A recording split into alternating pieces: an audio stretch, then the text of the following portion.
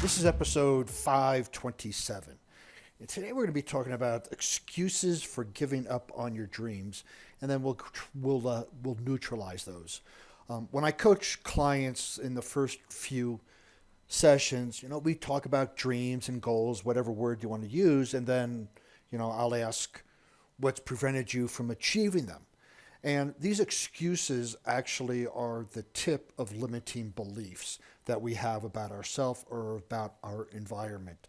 So it's a good thing to look at excuses because then we can go deeper behind them and find the limiting beliefs that are supporting these excuses, and then we can start to manipulate those beliefs to change the excuses. So you have these dreams, you have these goals, and what are you waiting for, right? I mean, what are you waiting for to go after them? And you have plans and aspiration that you've been putting off for years, or maybe you've tried and given up and tried and given up, and then you come up with some new plans, and you have all these great thoughts about a magnificent future. You're great at putting things off and convincing ourselves that we'll get to them someday. I mean, there's that someday. Someday when I'm have a lot of money, I'll be happy. Someday when this happens. And we always have this someday or one day, which is a fictitious point in time in the future because all we have is right now. So eventually we all run out of some days. They all come to an end, and our options become more limited. That is, we can't say some days anymore or tomorrow I'll do this because they all come to an end. And if you're not enthusiastically pursuing your goals, there's a reason. There's a reason. I mean, one, hopefully you have established some goals or dreams, but if you're not going after them with passion, there's a reason for it. And it might not be the reason you think. You see, most excuses are actually a form of fear camouflage as another challenge. And so as we go through these today, I want you to identify your excuses, but then I want you to start taking the opposite action of the excuses. And I'll give some tips on how to do that as well. So the first one is a perceived lack of resources. Perhaps you need additional knowledge, education, money, or time. This is the most common excuse for not taking action, is the lack of resources. And these excuses might be accurate. However, it really is up to you to find and create the solution. Tony Robbins once said, it's not a lack of resources, it's a lack of resourcefulness that stops people. So as you think about what you need and you go, well, I need more knowledge, but I don't have time to go back to school. Well, is there an audiobook? Is there YouTube? Is there something else? Can you partner with somebody?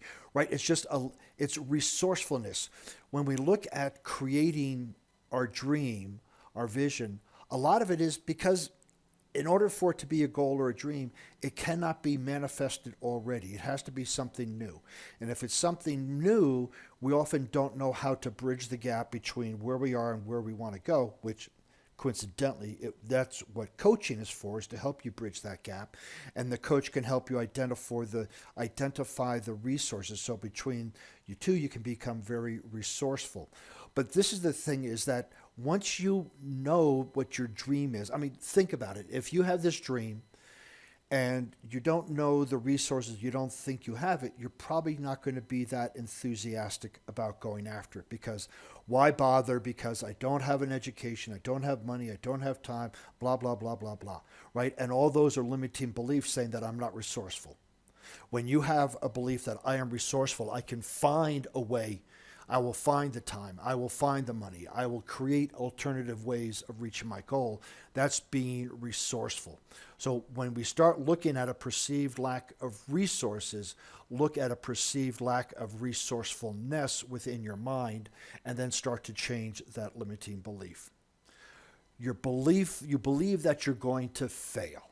Wow, what if I tried this and I failed? Well, here's the thing. If you don't try it, you fail. Think about it.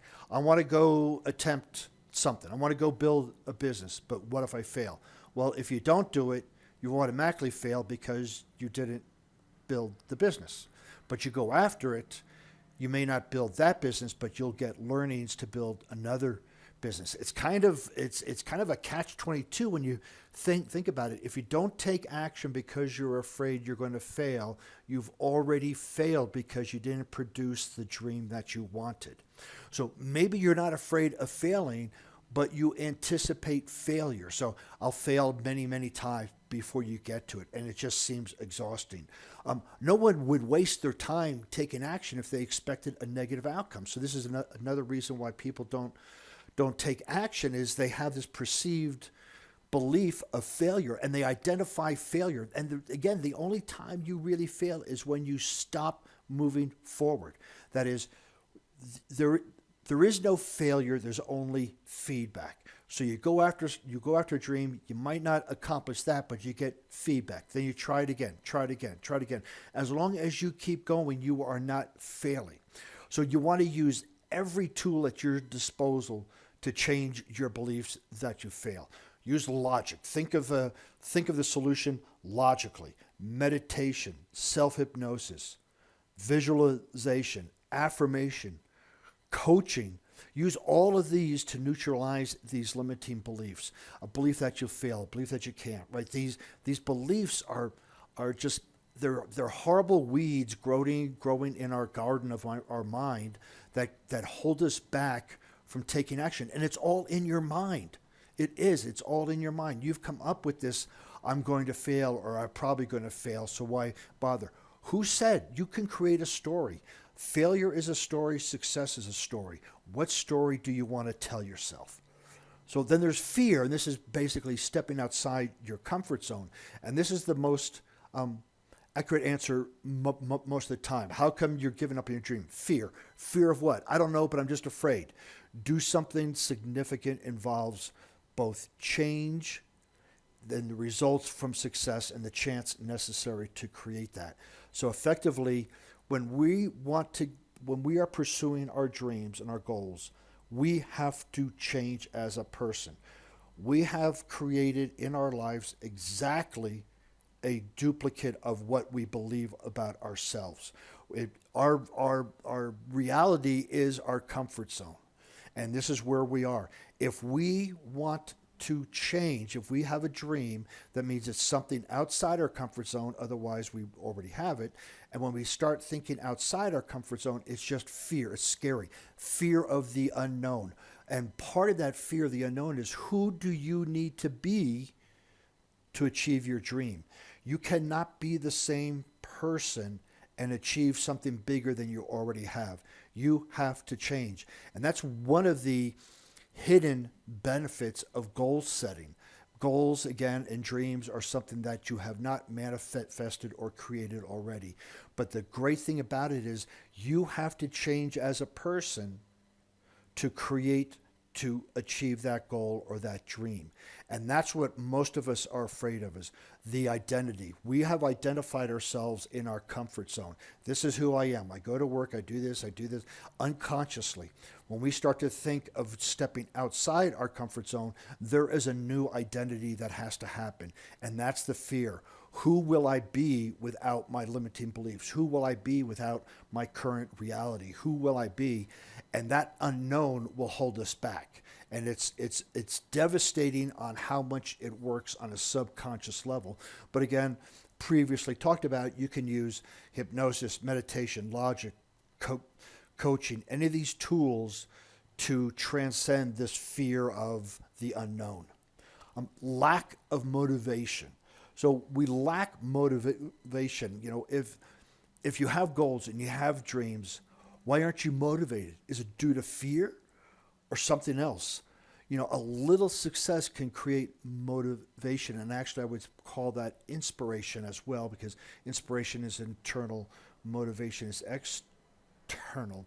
So, starting a diet, let's just say, can be challenging, but your motivation and inspiration grow after you've successfully lost 10 pounds. This is why it is so incredibly important to document your progress and acknowledge the progress, not how far you have to go. So we'll just use the diet as an example. Let's say you're 200 and you want to get to 150. You track your goal and you're at 170. You were at 200, you're at 170, you want to go to 150. Most people would go, I have 20 more pounds to go. What I want you to acknowledge is that you've already done the work for 30. And when we can acknowledge our success, we then can have inspiration and motivation to continue. Most people will always, always, always look at how far they have to go, the shortfall of their journey. And with coaching, I help them identify how far you've come and how does that feel, and just repeating the things that brought you success. The fifth one here is a need for perfection. And perfection is just a disguise for procrastination. Now, this could be the need to have the ideal conditions before you get started, or the need to accomplish your goal without experiencing any failure along the way. That's a big one. As adults, as we get older, we tend to want to do something perfect the very first time. Yet, if you have children, we will allow our kids to make mistakes, and correct and continue. But for some reason, we have a belief that as an adult, we should be able to do everything right the first time. And not even right, but perfect. This is a setup for failure, because everything we have learned by failing first. We've learned by failing first. So when you go into something, releasing that need for perfection is that, okay, I'm going to do something. I'm going to get some feedback, and I'm going to correct and continue.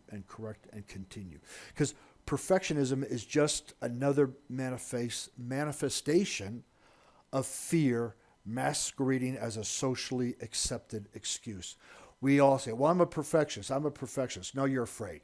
You're afraid because you're afraid to take a chance. You're afraid to put yourself out there. You're afraid, and you're making these excuses to hide your fear.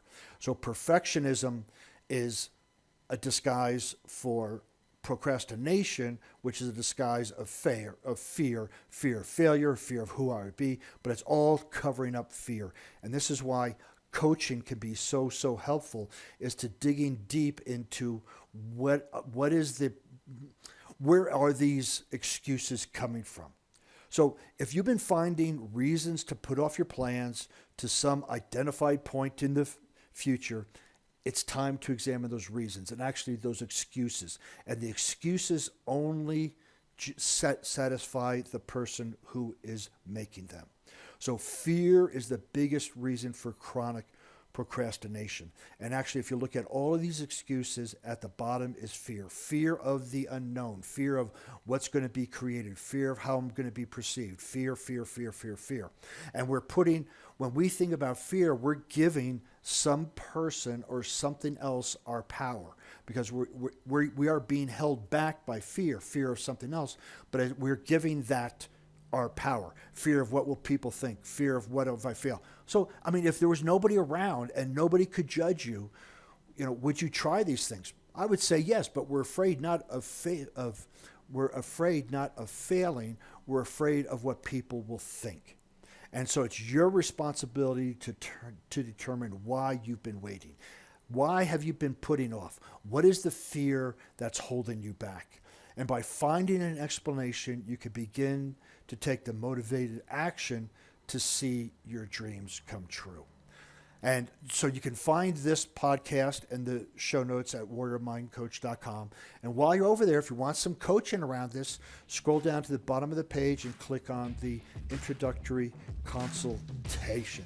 And while you're there, take a look at other podcasts and other blog posts. And also, you can follow me on LinkedIn, Facebook, Instagram, and Pinterest under Warrior Mind Coach.